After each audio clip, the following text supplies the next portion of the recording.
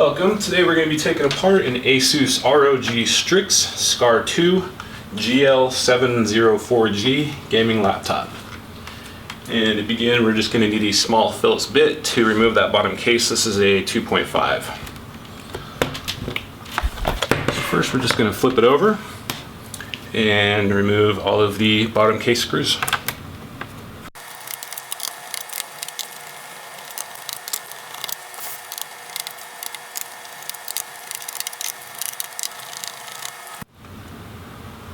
Alright, next up we're going to separate the bottom case from the palm rest, and the seam looks like it starts right below where the ports are, and on the other side you can kind of see the line underneath the ports right here.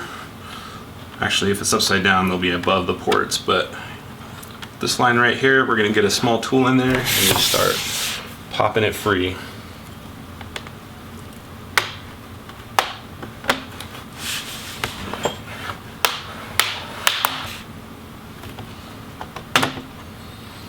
Alright, once you got a few of them popped out, then you can just lift up on one side of the case, give it some gentle wiggling, and then you can remove it from the chassis. Alright, so we got a good view of the inside. It looks like all of the screws I see in here are also a small Phillips bit, so it does look like you can take apart most or all of this laptop with just one Phillips bit. So that's kind of nice. Alright, so the first thing we'll do is we're going to go ahead and remove the battery. So we'll take out these battery screws and then we'll pop that connector up and take out the battery first. It's usually a good idea to remove the power source from the laptop before you start working on it, just as an extra step of protection. But if you're just doing your RAM or your SSD, it's probably not vital to unplug the battery. Just make sure you touch something big and metal, discharge any static electricity before you start touching any of the metal components inside here. Alright, flip it around just to get a little better view here. So the battery connector just has a little bit of a slide retainer right there. So you're going to move that metal piece out.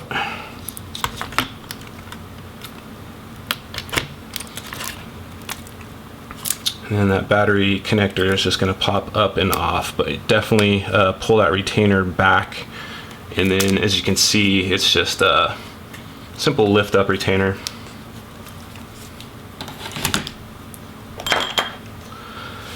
Alright, so on this model the Wi-Fi card has totally removable antennas.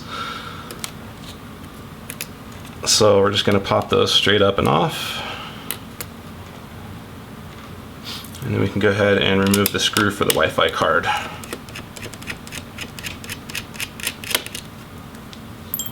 And we can remove the Wi-Fi card from the case.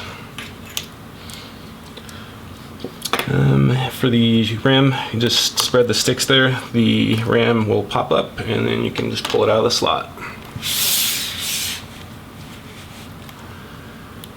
Alright, so the SSD looks like it's just one Phillips bit.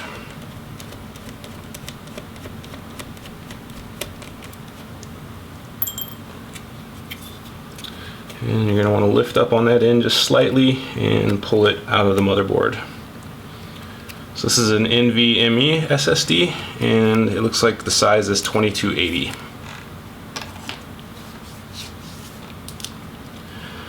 Okay, so next we'll do the hard drive.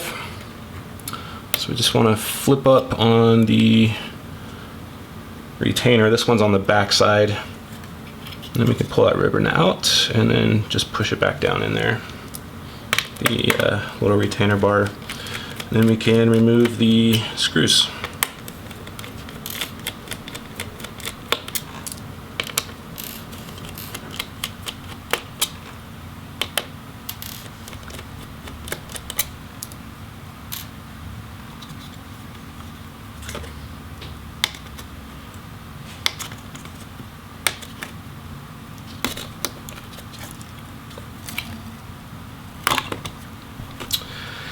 Okay, so this one was a little bit stuck in there. I'm not sure why, but once you have those 4 screws out, then it'll come up and off, and then you just remove the 2 screws on each side to separate the hard drive from the caddy.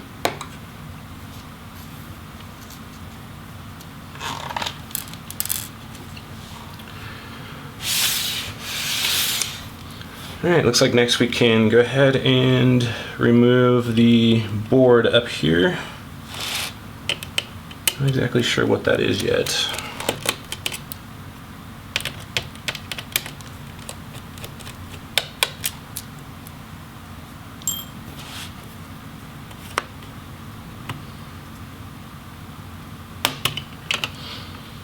So it looks like it's just a bridge connector, so it's just has pins on both sides, and you just pop it straight up and off both these connectors. And now we can go ahead and remove the fan. So it looks like it is not taped to the heatsink, so we'll go ahead and just remove that last screw. And we can pull that connector free.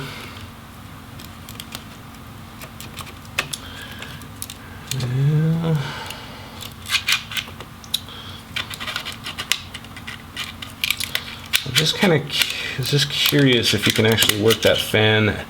So it is technically possible to work the fan out without having to take the heatsink out first, in case you have to fix one of your cooling fans or replace it. Just gently work it out, and then you should be able to do it without having to mess with the whole heatsink assembly and new thermal paste and all that. However, on the other side, I guess that would be your right fan.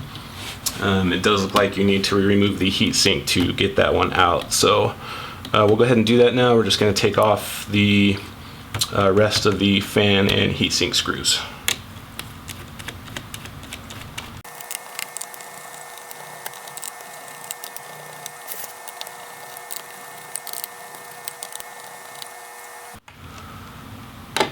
Alright, once we have those screws out, we can go ahead and just kind of wiggle the heatsink. Actually, I do want to go ahead and remove that connector just because it seems to be a little bit in the way.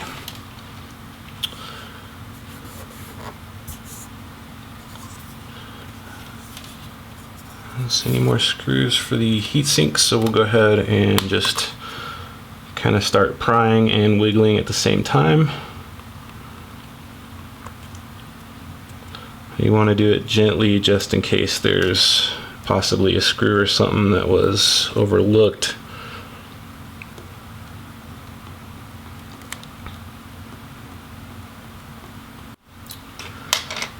Alright, so we got the heatsink loose. It was just copious amounts of thermal paste holding it in, and some tape here at the bottom.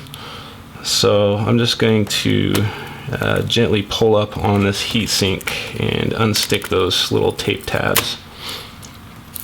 There's a whole bunch of them going along the back side, but that's what was basically holding it. There's tons and tons of thermal paste on this thing, so once it starts to dry out a little bit, especially if you use a ton of it like that, it'll hold the heatsink just like it were glued in. Alright, so we'll go ahead and finish removing the cooling fan. Pull the connector out, give it a little bit of a wiggle.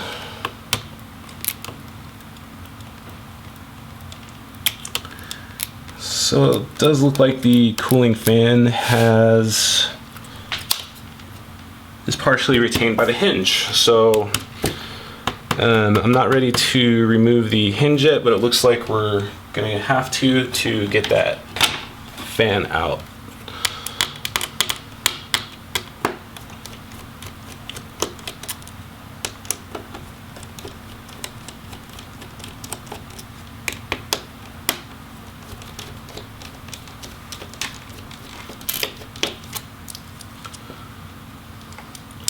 Interesting design.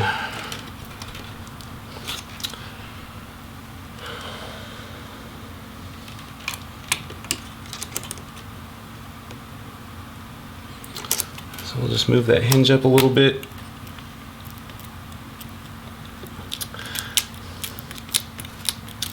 Okay, so apparently this cooling fan is also taped to the bottom of the motherboard, so we're just gonna finish.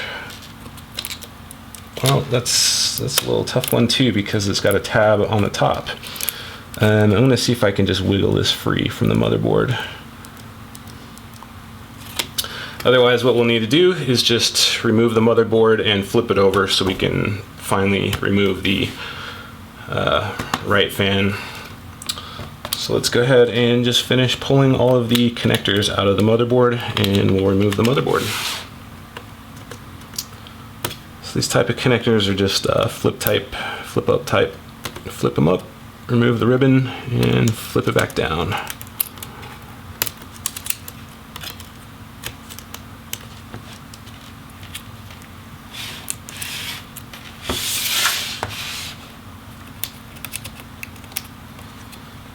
And for the video cable, just pull straight up on that connector and it'll pop off.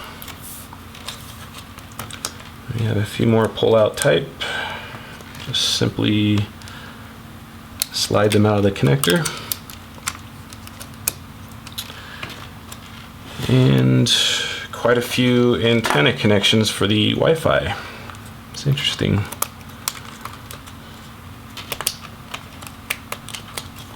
And those just pop up and off.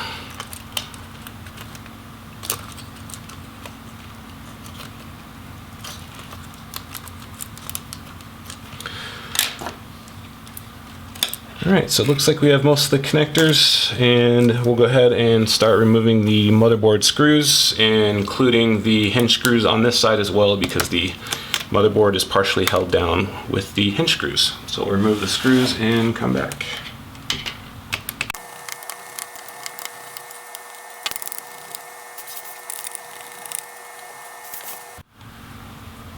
Alright, now that we have those screws out, we need to work on getting this hinge up. So we'll just get a little bit of a gap using our spudger.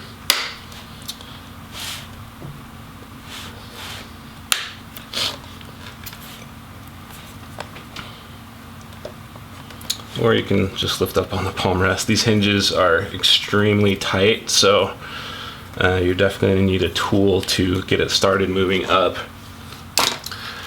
Alright. So we'll give the motherboard a little bit of a wiggle and just see if maybe there's anything we missed. It feels nice and loose, so we'll go ahead and just wiggle it free from the case and then gently flip it over in case there's something else stuck to it that we didn't see. And here's the reason why the fan didn't come out. They've taped it on the bottom of the motherboard. So we'll just finish peeling this tape back, and that should release the cooling fan.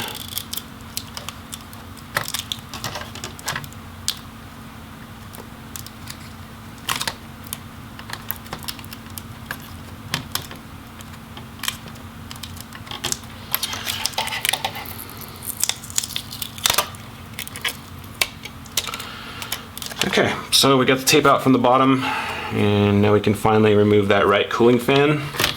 I do not like that design. That looks like they intentionally made it a real pain to get that one fan out. There's no reason to, tape it on the bottom like that and put it under a hinge, but that's okay. So there we have the motherboard, and there's a copious amount of thermal paste that will need to be reapplied if you're taking off the heatsink. There you can see where they've applied it to basically everywhere. Alright, so that is it for the motherboard. And it looks like the speakers just kind of pop out. And since this is a plastic palm rest, they have the keyboard held in by melted plastic rivets, so the keyboard is pretty much not replaceable. You could probably get it out, but reattaching this backing plate is not going to be fun, and it's also structural because it does have these screw mounts into it. So just Keep in mind you don't want to try to just replace your keyboard because it's not really going to work very well. Wi-Fi antennas are just kind of stuck in there, and the touchpad as well is held in by melted plastic rivets, as well as the mouse buttons. So that is basically it for the palm rest assembly. I can't really remove too much else. There's a small LED, kind of a fiber optic tube up here. Looks like you can take it off with just a Phillips screw and remove it from the front, but otherwise most of the palm rest assembly is just not serviceable.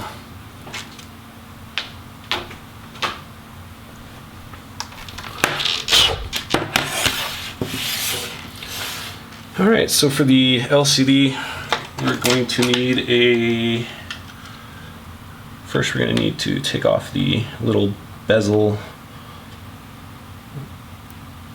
screw covers,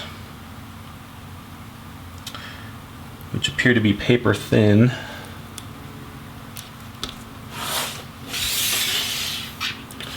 And we're going to have to peel off the nifty little 144 megahertz or 144 hertz sticker, which of course is not going to come off cleanly.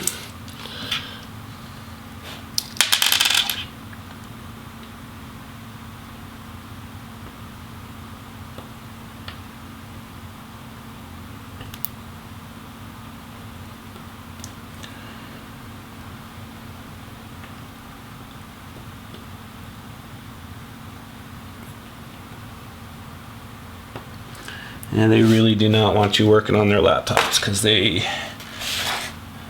definitely make it hard just to do the most basic things.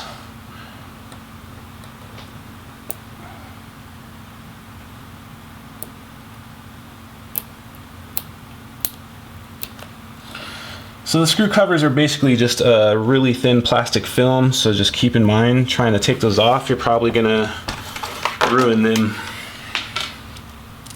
Instead of using rubber or some other kind of durable material, they just made it out of sheet plastic. So hopefully you can get those in the aftermarket if it's a big deal.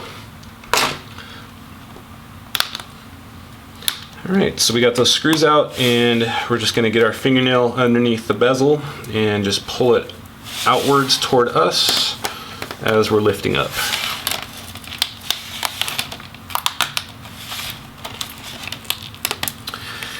And on the bottom, I can feel that they've glued it to the LCD.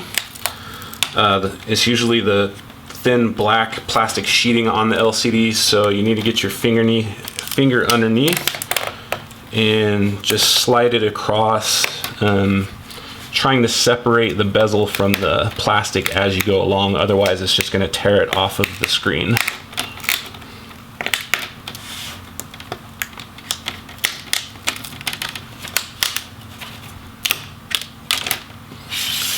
So along the bottom here, you'll see that they have the adhesive, and it's stuck to the plastic sheeting on the LCD. So if you don't want to rip this whole part right here, you're going to have to get your fingers under there and just kind of work it. So that's how you get the bezel off.